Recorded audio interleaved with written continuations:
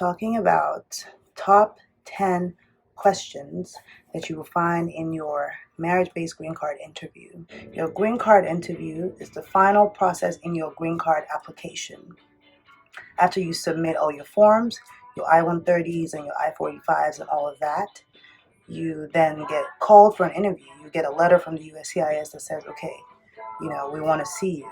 This is because they want to verify that you are who you say you are, and also take a look at your original documents. If you don't know what documents you need for your green card application, check out my previous video about documents that you need for your green card application.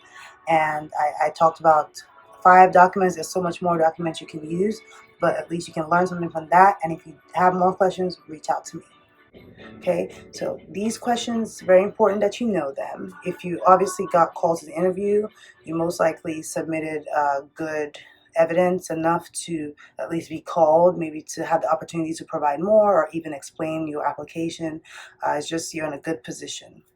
All right, but if you are freaking out, your interview is coming up, watch this video to the end and find out at least 5 questions you can talk with your spouse about, get those answers, and make sure you both are on the same page and you're able to remember things about your marriage. I mean, practicing these questions doesn't mean that your marriage is not real, okay?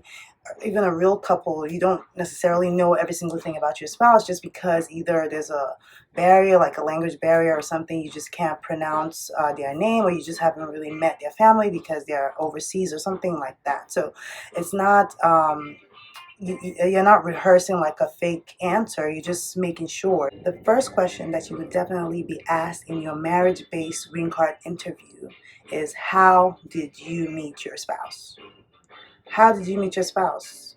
Sounds like an easy question, right? Some people may have met their spouse several years ago, just can't really remember all the details. So that's why you need to practice these questions with your spouse to make sure that you both remember the day you met. So go into detail when the USCIS officer asks you, how do you meet your spouse?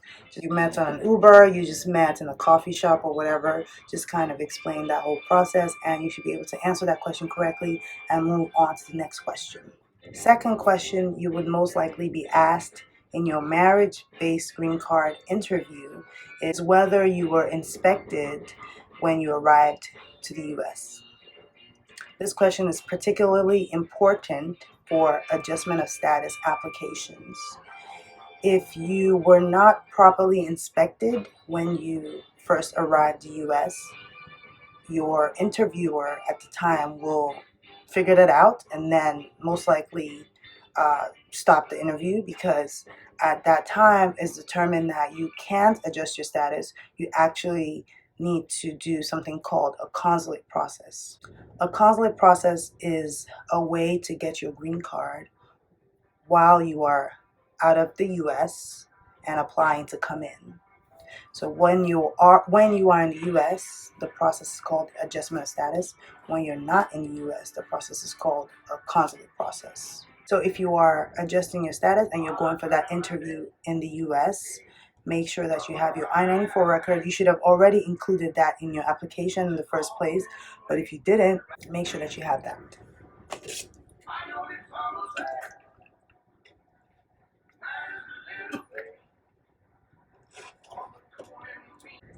All right, the third question you will most likely be asked during your marriage-based green card interview is, what is your daily life like? That's kind of a broad, general question, but the whole idea of this question is for the officer to find out whether you actually live together and share your life together. It's very important that a couple applying for their green card through marriage share a close bond, because the only reason why your spouse will be allowed to get a green card is that marriage relationship. So if that marriage relationship is not close and you're not able to really show how you have the intention of living together and building a life together, that's the whole point of asking this question. So what is your daily life like? Do you wake up in the morning and then get breakfast and maybe go to the gym, or maybe just pray, or like, what do you do? What's your routine like?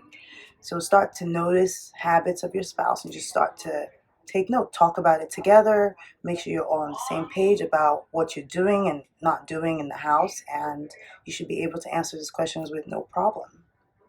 Okay? The fourth question I'm talking about in this video is, when is your spouse's birthday? When is your spouse's birthday? Now, this is such a simple question, it would seem, but surprisingly, many people don't know when their spouse's birthday is. They may know it's in April or something, but they don't really know the day. For your green card purpose, you need to know the day. I know there's Facebook now and other forms of reminders and things that just tell us people's birthdays, and we don't really have to keep that mental note. But for the purpose of your green card interview, you need to write that down. Make sure you know it. Make sure you, whatever you do during each other's birthdays, you take note of that, because if you're asked about the birthday, you most likely be asked, if it had already passed or something, what you did during that birthday. So keep track of that in your mind. Just know things about your spouse. Just be involved. This is quite normal to do in a relationship, but people sometimes take it for granted. But I'm here to tell you that if you are applying for your green card, you can't leave those little details on the table. You have to know everything about your spouse, because, like I said, the only reason why your spouse will get that green card is because of that marriage. And if that marriage is not legit, most likely won't. Okay? Okay. The final question I'm talking about in this part 1 video: does your spouse attend regular religious service? Okay, this goes into just if your spouse is religious or not. The answer could just be no, my spouse does not. Or if they do, you just specify, oh yes, they do, but I don't, or we both do, or, you could just talk about that type of stuff. Always remember, the whole point of these questions is to make sure that your marriage is bona fide. So give as much detail as possible to prove to the USCIS officer that you are really married and your marriage is real and you deserve to get approved for your green card.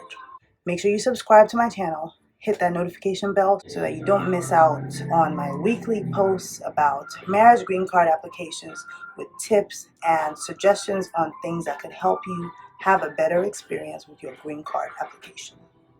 Alright, thanks for watching my video, and I'll see you in my next video. Bona fide marriage simply means real marriage. Is your marriage real, and does it show that you didn't just marry for your green card? So your marriage, how do you prove that your marriage is real? You should be able to provide supporting documents like joint account statements, your lease, photographs of you and your spouse and your family members, just things like that, normal things that you would find in a couple that is real. Okay? Couple that's not real will most likely not have these documents, just because there's just no connection. They don't take pictures together. It's just like a fake arranged thing. So that's really what the USCIS is looking for whenever you're applying for your marriage-based green card.